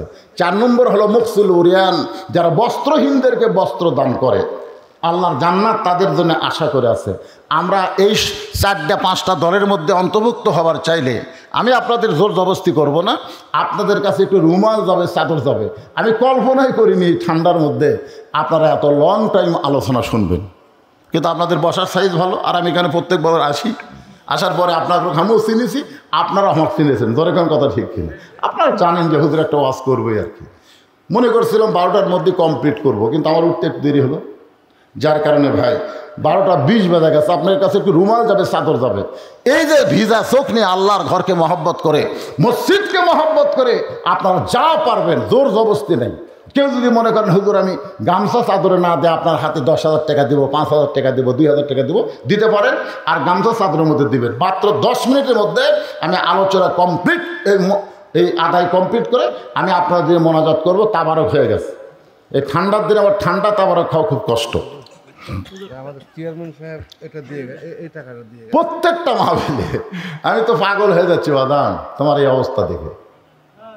প্রত্যেকটা মাহফিলে প্রথম দান এ ছেলেটা করে। আল্লাহ তার মিডিয়াকে বরকতের জন্যে কবুল করো, ধরে কোন আমিন। এবং ইসলামের একজন একনিষ্ঠ খাদেম হিসাবে এই ছেলেকে আল্লাহ কবুল করুক, ধরে কোন আমিন। গতকালের মাহফিলও দিছে, আজকের মাহফিলও দিচ্ছে, সব জায়গায় ও দৌড়ে এসে 500 টাকা দে। আল্লাহ তার এই প্রথম দানকে তুমি জান্নাতের বিনিময়ে কবুল করো আল্লাহ। চেয়ারম্যান সাহেব দিয়ে গেছে 4,000 টাকা। চেয়ারম্যান 4,000 কি হয়ে দিল? 5,000 টাকা দিয়ে পারলেন না? যাক আলহামদুলিল্লাহ, তাও তো দিছে। অনেকে বাকি দিয়ে চলে যায়, তুলবার গেলে ঠেলা আছে। এক মেম্বার সাহেব উনি 2,000 টাকা দান করেছে। আল্লাহ চেয়ারম্যান মেম্বারের দানকে আল্লাহ আপনি কবুল করেন আল্লাহ আমিন। কে জামাইয়ের নাম কও? এই গ্রামের জামাই জাকির হোসেন 2,000 টাকা আল্লাহর ঘরের জন্য করছে দান। আল্লাহ তার দানকে কবুল করেন। আল্লাহ নেক নিয়ত থেকে আশা করেন, জোরে কন আমিন। এইরকম শোনার পরেও যদি মন না গলে, যদি টাকা না বার হয়, তাহলে কখন বার হবে আপনাকে? কে রে গামছা চাদরের ভিতর ঢোকে না কেন? আমাকে আগেই বলা হয়েছে হুজুর মোটামুটি আদায় আমরা আগেই করছি, দরকার নাই, আপনি বেশি চাপাচাপি করবেন। আমি তো চাপাচাপি করতেছি না, যাই যা পারবে না। যে 500 টাকা একজন আল্লাহর পাগল যে নিয়তে দান করলো, আল্লাহ তোমার ঘরে আল্লাহ নেক নিয়ত নেক আশাকে তুমি কবুল করো, ধরে কোন আমিন। কবুল করো, কবুল করো মোদের কামনা, দানকারীকে দিবেন জান্নাত, আল্লাহ নিরাশ করবেন না। দোয়া করদম, দোয়া করদম বাদার গাহে এলাহি হায়াত দৌলত এলমে দারাজ। বাচ্চায় তোমাকে আদায় করে কইছে, তখন বসে আছে, গেল শুরু করো। আরো 2জন, একজন না আরো 2জন ডানো, একজন। হ্যাঁ দেন, আপনার যে যা পারবেন, যে যা পারবেন আল্লাহর রাস্তায় দেন। দেন ভাই, যেটাই দিবেন এটা আল্লাহর রাস্তায় কুরবানি হবে। কুরবানি পকেট থেকে টাকা বার করে গামছার মধ্যে দেওয়া হলো সবচেয়ে বড় কুরবানি। এই টাকাই যদি আপনি দিবার না পারেন, তাহলে জীবন তো আপনি দিবার পারবেন না। কারণ জীবনকে সাজানোর জন্যই তো মানুষ টাকা রাখে। নাম কি বাবা? শিবলু। 1,000 টাকা করছে দান। আল্লাহ শিবলুর দানকে আল্লাহ আপনি কবুল করেন আল্লাহ আমিন। কি নাম্বার জানেন? ইয়াকুব মারা গেছে রুহের মাগফিরাতে, 1000 টাকা করছে দান। আমরা দোয়া করি গভীর রাত্রে, শীতের রাত্রে, ইয়াকুবের কবরকে আল্লাহ জান্নাতের টুকরা বানায় দেন, জোরে কোন আমিন। আপনারা কি বাকি নেবেন নাকি? এই দে বাকি নেবেন তো, বাকি কি ধান টান নেবেন? হ্যাঁ যাই যে বাকি এখানে কাগজ কলম নিয়ে বসে গেছে। যদি কেউ বাকি দিবার চান যে হুজুর এখন টাকা নাই, ঈদ ধান হলে আমি 2 মণ ধান দেবো আল্লাহর ঘরে, তাহলে এখানে লিখে দেবার পারেন। আল্লাহ তোমার আর একজন বান্দা 100 টাকা দান করেছে। কি নাম? মোহাম্মদ শহীদুল ইসলাম। লিল্লাহি তাকবীর। as-সাদকাতু তারুদ্দুল বালা। দান সাদকা করলে ধানের উপর যে বালা মুসিবত আছে না নাই? এই দেখেন ঈদ ধান এখন লাগাবে, তাতে যে শীত শুরু আছে, কয় না রে এই শীতের মধ্যে তো ধান লাগালে খালি ওই যে গোছ দিবে না গোছই থাকবি, ওটা কবি না, হয়তো কিছুদিন পরে যা দেখবেন 17 লাগাল মরে গেছে। ঠিক কিনা বলেন? তা আপনি যে 1 মণ ধান দেবার চাইলেন, কোত্থেকে দেবেন? যখনই দিবার চাইছেন তখন আল্লাহ জানে এর উপরে কোনো বালা মুসিবত দেওয়া হবে না। আবারটা যেন সুন্দরভাবে হয়, সেখান থেকে আল্লাহকে যেন 1 মণ দিবার পারে, যেরকম আমিন। আপনারা নিয়ত করেন ভাই, বেশি করে দেওয়ার মালিক তো আল্লাহ। আপনি যদি দান না করেন দেখবেন শীষ বাড়াচ্ছে, কি সুন্দর শীষ রে, 10 দিন পরে যায় দেখেন অর্ধেক মরা অর্ধেক জেতা। হায় হায় রে, এখানে মরা শীষ এরকম হয় না, হয় না, কথা কোনো হয় কি হয় না? as-সাদকাতু তারুদ্দুল বালা। দান সদকা করলে আল্লাহ সেই বালা মুসিবতটা দূর করে দেয়। দেন সবাই দেন। আপনার শ্রীরামপুরের লোক না বাইরের লোক? আমার সামনে যারা বসে আছেন শ্রীরামপুরের কারা কারা একটু হাত তোলেন তো দেখি। শ্রীরামপুরের গোনা যাবে এবারে, এই ছোটো ছোটো বাচ্চারা কয়টা এইদিকে। আচ্ছা আপনারা বাইরের লোক কারা কারা, তারা একটা হাত তোলেন তো, যারা বাইরের লোক। সব লোকই বাইরের। আরে গ্রাম, আচ্ছা হাত নামান। তো বাহির থেকে আপনারা অবশ্যই এই গ্রামের কেউ না হন, হয়তো আত্মীয় স্বজন হতে পারেন, 1 মণ 2 মণ করে ধান লেখা দেন, কি আছে আল্লাহর ঘরের জন্য দেন, সবাই দেন। লা ইলাহা ইল্লাল্লাহ, লা ইলাহা, লা ইলাহা ইল্লাল্লাহু মুহাম্মাদুর রাসূলুল্লাহ। মসজিদের সভাপতি, সেক্রেটারি, কেশিয়ার, সদস্য, মুসল্লি সবাই দিছে, তাই না? সবাই দিছে? হ্যাঁ হয়ে গেছে তো, খামা খাইতে আবার চাপ দেশ। মাশাআল্লাহ। আসলে মসজিদের দান, মাদ্রাসার দান, গোরস্থানের দান, এগুলা আদায় করার যায় বুঝবার পারি। মসজিদের আদায় আগেই করা লাগে, কারণ মসজিদ যদি আপনি 3 শেড ভাঙ্গা 7 ঢালাই দিবার চান, 1 তলা ভাঙ্গা 2 তলা করবার চান, তখন কিন্তু বাইরের লোকের টাকাতে খুব বেশি হলে শর্ট কেনা যাবে। ধরে কারণ কী কেনা যাবে? যে টাকা এরা তুলে আনতেছে, আপনি পারলে গোটা দিয়ে শর্ট কিনা পারবেন, এই টাকাতে কিন্তু মসজিদ হবে না। এই জন্য মসজিদের দান গ্রামের লোকেরাই দিতে হবে। মাদ্রাসার দান আশেপাশের গ্রাম থেকেও দেয়, কারণ সব গ্রামে তো মাদ্রাসা নাই, এই জন্য সব গ্রাম লোক আসে মাদ্রাসা নিজের মনে করে দিয়ে দেয়। আর মসজিদ মনে করে এটা তো হামাকের মসজিদ, ওরকে মসজিদ, এই জন্যে। মাশাআল্লাহ। কী নাম ভাই? এই গ্রামে বাড়ি? এই তো আমি বললাম না, কেউ না কেউ হন আপনারা। বোরহানউদ্দিন 1 মণ ধান দান করছে আল্লাহ। বোরহানের দানকে আল্লাহ কবুল করেন। এই গ্রামের বিআই, কি নাম করলো, মজনু সাহেব নাকি, 1000 টাকা দান করেছে। আল্লাহ দানকে কবুল করেন। আল্লাহ নেক নিয়ত নেক আশা পড়া, আল্লাহুম্মা আমিন। কবুল করো, কবুল করো। জি আব্দুল সাত্তার 1 মণ ধান দান করলো।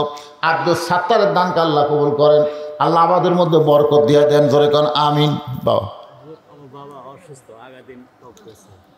অসুস্থ, বাবা সুস্থতার জন্য ছেলে দান করে দিল। আল্লাহ বাবাকে আপনি সুস্থ করে দেন, জোরে কোন আমিন। এই দোয়াটা আমিন কর পারবেন আপনারা?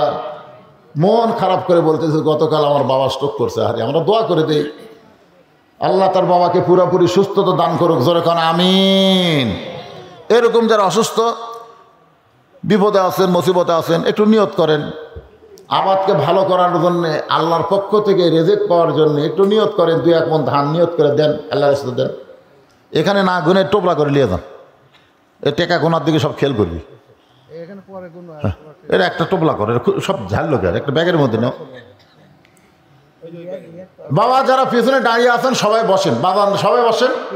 লা ইলাহা ইল্লাল্লাহ, লা ইলাহা ইল্লাল্লাহ, জোরে লা ইলাহা, লা ইলাহা ইল্লাল্লাহ মুহাম্মাদুর রাসূলুল্লাহ সাল্লাল্লাহু আলাইহি ওয়াসাল্লাম। আমার সভাপতি, আপনি কিছু বলবেন? হ্যাঁ, আমার কিছু আজ বাকি আছে, উনি বলার পরে আমি এই কথাগুলো বলে শেষ করে মনোরোধ করবো। কিছু কথা বাকি আছে, আপনাদের মনে না থাকলে আমার আছে। রনবাগান আব্দুল গফফার সাহেব, আবু বকর 1000 টাকা দান করেছে। আল্লাহ তার দানকে কবুল করেন। আল্লাহ নেক নিয়ত নেক আশা পর এই মাইকওয়ালা ভাই কোথায় গেল রে? দেখ, সভাপতি সাহেবের বক্তব্যের পরে আমার কিছু কথা আছে, এই কথাগুলো বলবো। মাগরিবের নামাজের পরে কেন সুন্নত নফল নাই? ফজরের নামাজের পরে কেন সুন্নত নফল নাই? শর্টকাটে কথা বলি শেষ করবো, না আগে কথাটা শেষ করবো। আচ্ছা, প্রশ্ন উত্তর পরে হবে। দাও, কি প্রশ্ন বাবা? কো ও আচ্ছা, আসরের নামাজের পরে জানাজা হবে না? না, ও আসরের নামাজ জানাজা হবে। জানাজার তো শেষ দান, আমি কিন্তু শেষ দার কথা বলছি না। জানাজা নামাজ না, জানাজা হলো দোয়া। জানাজা রুকু নাই, শেষ দাও নাই। আমি বলেছি আসরের নামাজের পরে সূর্য অস্ত যাওয়ার আগে কোনো শেষ দা চলবে না। আমি তাই কই না, কাজা আসর আগে পড়লি আগে। জি জি। আসসালামু আলাইকুম প্রিয় মুসল্লিবৃন্দ, আমরা এতক্ষণ ধরে সুন্দর বক্তব্য শুনলাম। প্রতিবারই আমরা এই মসজিদে দোয়ার মাহফিল করে থাকি। আমি রাজশাহী থেকে আসি, একটা উদ্দেশ্য নিয়ে। একটা হলো যে আপনাদের সাথে দোয়ায় সামিল হব। বয়স কম না, বলবো যে আসল থেকে আছে। আমার বয়স ৭৪ পার হয়, ৭৫। আমার বয়সী 2-4 জন আছে এখানে। সুতরাং আমাদের সূর্য অস্তমিত হওয়ার পথে আছে। আশিকে দোয়া স্বরূপ নেওয়ার জন্য আর একটা জিনিস দেখি, কি সুন্দর ভাবে গ্রামের মধ্যে। তার বাংলা অর্থ হলো একমাত্র আল্লাহ ছাড়া কেউ জানে না। রাসূলকেও জিজ্ঞাসা করা হয়েছিল যে আসরের নামাজের পরে কেন সূর্য অস্তের আগে নামাজ নাই, আর ফজরের নামাজের পরে কেন সূর্য উদয়ের আগে সেজদা নামাজ নাই। আল্লাহ রাসূল বলেছিলেন একমাত্র আল্লাহ ছাড়া কেউ জানে না। কিছু জিনিস আল্লাহ আমাদের মধ্যে গোপন রাখছে। এই গোপন রাখার মধ্যে হেকমত আছে না নাই? হেকমত মানে কি? আল্লাহ মানা। তো যাই হোক, আজকের আলোচনার মধ্যে আমি প্রাধান্য দিয়েছি হচ্ছে নামাজ। আল্লাহ যেন আমাদের সবাইকে ফজরের নামাজ জামাতের সঙ্গে আদায় করার তৌফিক দেয়। জোরে কোনো আমিন। মসজিদের উন্নয়ন হলো মুসল্লি কালেকশন, টাকা কালেকশন না। এই টাকা কালেকশন করে কী করবেন? আবার আইসা দেখবেন লোক দেয় যে টাইস ধুলে পড়ে আছে। মুয়াজ্জিনকে বলতেছে কে ভাই মসজিদ ঝাড় দেন না, আজান দিয়ে একামত দিয়ে কেউ আসে না হুজুর, তো খামাকা ঝাড় দিয়ে কী করবো? আমি একলাই নামাজ পড়ে গামছা 2 বাড়ি মারি। এটা কি মসজিদের উন্নয়ন হলো? টাইলস হলো, কিন্তু টাইলস হলো ধুলা পড়লো। আর মুসল্লি যদি সবসময় আসে, ধুলা পড়ার চান্সই নেই। ধুলা যদি পড়ে কাপড়ে সব ধুলা উঠে যাবে। তো যাই হোক, আল্লাহ পাক এই মসজিদকে কবুল করুক। যিনি যেভাবে মসজিদের জন্য নগদে বাকিতে দান করেছে, আল্লাহ সকলের দানকে কবুল করুক। সকলে ইস্তেগফার পড়ে, আস্তাগফিরুল্লাহ রব্বি মিন কুল্লি জামবি ওয়া তুবু ইলাই, লা হাওলা ওয়ালা কুওয়াতা ইল্লা বিল্লাহিল আলিয়্যিল আযীম। আল্লাহুম্মা সাল্লি আলা সাইয়্যিদিনা শাফিনা নাবিয়িনা মাওলানা মুহাম্মদ ওয়া আলিহি ওয়া সাহবিহি ওয়া বারিক ওয়া সাল্লিম। ইদ্রিস আলী 500 টাকা দান করছে, আল্লাহ কবুল করুন। আল্লাহুম্মা আমিন। আল্লাহুম্মা আনতাস সালাম ওয়া মিনকাস সালাম, তাবারাকতা ইয়া যাল জালালি ওয়াল ইকরাম। আয় আল্লাহ তাআলা, কঠিন শীতের ভিতরে আল্লাহ তোমার বান্দারা আরামের বাড়ি ঘুমকে বাদ দিয়া ল্যাপতোষকের মহব্বত কলিজা থেকে বের করে এই জান্নাতের বাগানে বসে বসে দীর্ঘ রাত পর্যন্ত আলোচনা শোনার শেষে আমি গুনাহগারের সঙ্গে রহমতের দরজায় ফকির হয়ে দোকানা হাত তুলেছে। মেহেরবানি করে এই ফকিরকে তোমার রহমতের দরজা থেকে তুমি খেদায়া দিও না। দুনিয়াতে কোনো বড় লোকের বাড়িতে যদি খাওয়া দাওয়ার অনুষ্ঠান হয়, ধনী ধনী ব্যক্তিদেরকে বাছাই করে করে দাওয়াত দেয়, কিন্তু রাস্তার ফকিরকে কেউ কোনোদিন দাওয়াত করে না। রাস্তার ফকিরেরা দাওয়াতের আশাও করে না। বিনা দাওয়াতে ওই ধনীর বাড়ির দরজায় গিয়া খাওয়ার জন্য শব্দ করে। সাগিদা রাগ করে বলে, ও বড়লোক বাবাজি, দরজায় ফকিরগুলো বিনা দাওয়াতে খাবার চায়, এদেরকে কি আমি খেদাই দিব নাকি? বড়লোক রাগ করে বলে, রে সাগিদার, এদেরকে খালি খালি ফেরাই দিস না। এরা যদি খালি খালি ফেরত যায় তাহলে আমার বড় লোক নামের বদনাম হবে। দুনিয়ার একটা ধনী মানুষ গরিবদেরকে খালি ফিরাইতে বদনামের ভয় করে। ও গানি আল্লাহ, তোমার রহমতের দরজায় গভীর রাতের ফকির, তুমি আমাদের খালি খালি ফিরাই দিলে তোমার গানি নামের বদনাম হবে। আল্লাহ, আজকের আলোচনার ভিতরে কোরআনের তেলাওয়াত হয়েছে, হাদিসের তেলাওয়াত হয়েছে, জিকির আজকার হয়েছে, দোয়া দুরূদ পড়া হয়েছে। যদি কোনো ত্রুটি হয়, ভুল হয়, মাফ করে দিয়ে যে হাদিয়া মঞ্জুর করো সোনার মদিনায় নবী পাকের রওজা মুবারকে কবুল করে নাও।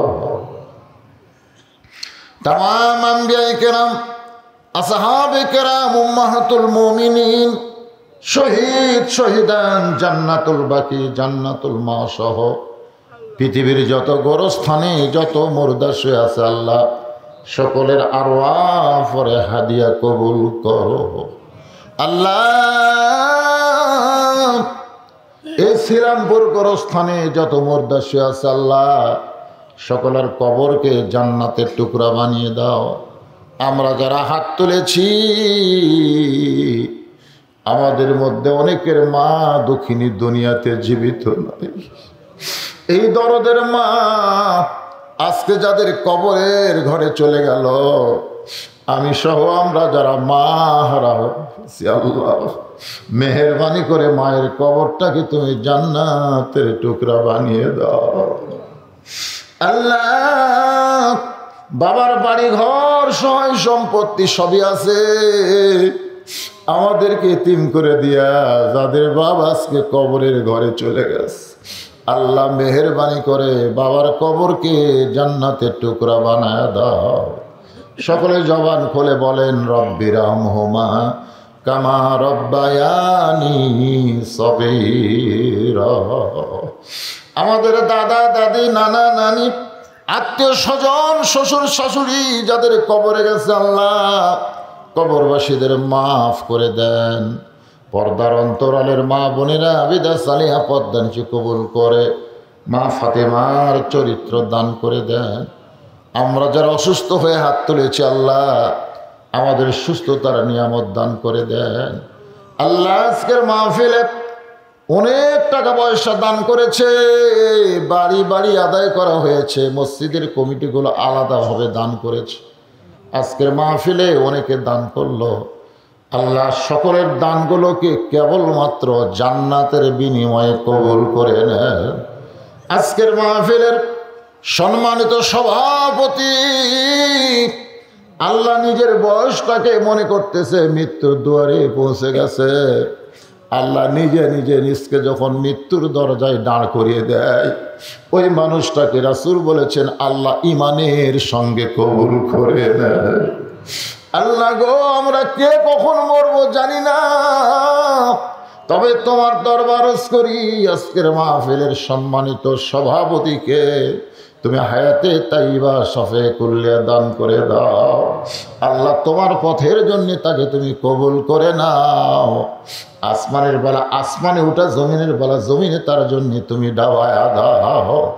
আল্লাহ মসজিদ কমিটির সভাপতি, মসজিদ কমিটির সহসভাপতি, সেক্রেটারি, কেশিয়ার, মসজিদের ইমাম, মসজিদের খতিব, মসজিদের মুসল্লি, তোমার ঘর মসজিদের যারা মহব্বতকারী আল্লাহ সকলকেই তুমি কবুল করে নাও।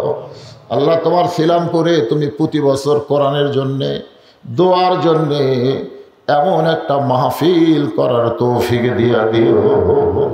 আল্লাহ আমি কি দোয়া করব মাবুদ, তোমার আসমানের নিচে জমিনের উপরে আমার চাইতে গুনাহগার আর কে আছে? এতগুলো মানুষের মধ্যে যার দুই কানা তোমার পছন্দ হয় সেই দুইটা হাতের ওসিলায় আজকের মাহফিল তুমি কবুল করে নাও। ফিলিস্তিন মুসলমানের জন্য আমরা কি দিব আল্লাহ?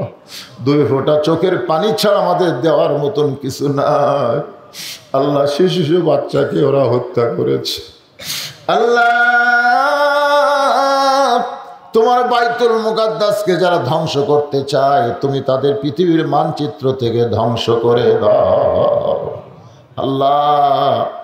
আমার বাংলাদেশের প্রতি রহম করো, খাস করে নাটোর জেলার সিংড়া উপজেলা এলাকার প্রতি তুমি রহমত বরকতের দরজা খুলে দাও আল্লাহ। কে কোন নিয়ত করে হাত তুলেছি আল্লাহ, সকলের নেক নিয়ত নেক আশাকে তুমি কবুল করে নাও আল্লাহ। সুবহান রাব্বিকা রাব্বিল ইজ্জাতি আম্মা ইয়াসিফুন ওয়া সালামুন আলাল মুরসালিন আলহামদুলিল্লাহি রাব্বিল আলামিন। ওয়াজাল আখিরাতে কালিমাতুনা ইনদাল মাউত লা ইলাহা ইল্লাল্লাহু মুহাম্মাদুর রাসূলুল্লাহ সাল্লাল্লাহু আলাইহি ওয়াসাল্লাম। আপনারা অত্যন্ত ভদ্র মানুষ, তোমার